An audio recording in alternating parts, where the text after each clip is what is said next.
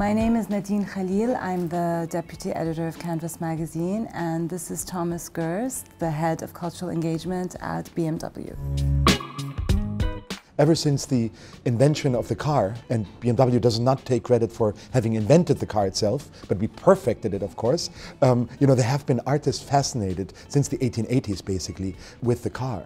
I would think that, I think it was in 1909 that the Futurist Manifesto was published on the cover of Le Figaro newspaper, hailing the car as our sculpture of modern times. In a very synesthetic way, artists got carried away not only with the look, the design of a car, but also with the speed, the sound, the smell of a car even. From there, it's a great trajectory until today, looking at artists dealing with mobility around the world.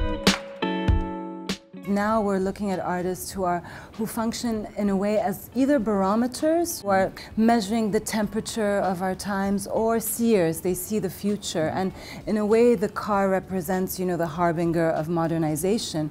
So thinking about this, I was wondering if you could tell us about a few key moments in terms of these BMW art cars by different artists. We're celebrating not only the 30th anniversary of Candin's car, but also the 40th anniversary of Andy Warhol's car. From 1979, it's the M1, and Canvas just had a great issue out on Andy Warhol. And it was interesting because, you know about Andy Warhol that his studio in New York was called The Factory.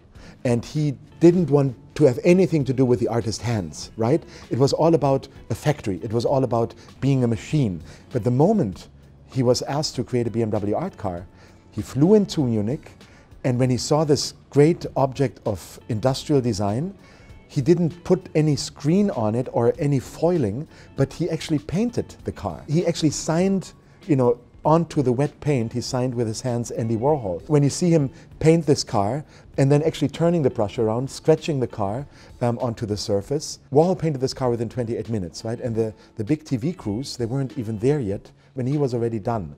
And he was painting the car outside of Munich in a paint shop, which was owned by Walter Maurer, who helped a lot with many of the BMW art cars. And when Warhol was done, and then the film crews started coming in, he didn't have anything to paint anymore. But he saw in the paint shop, in that corner of that paint shop, he saw another BMW, which was Walter Maurer's BMW. I think he was maybe in his early 30s or late 20s, and he had just bought his own BMW. And Warhol was pointing at this car saying, I can paint that one too.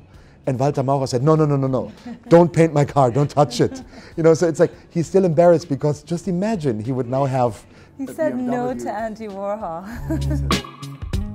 And what's the idea behind this particular artwork? I was always wondering what the idea is behind this very colorful artwork. Well, Candin, first of all, he's a great Australian artist, visual artist, graphic designer. I think he was born in 1940, so when he painted this car, he was like barely 50.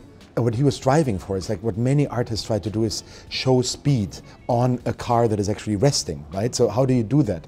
And he delved into the flora and fauna of his native Australia, bringing in the colors from parrots and from the parrot fish. Because he said like the car can also glide like fish through the water, the Great Barrier Reef. So it's like a bird in flight as well as a fish swimming, which he both associated with the car, creating this amazing M3, which actually has a racing tradition.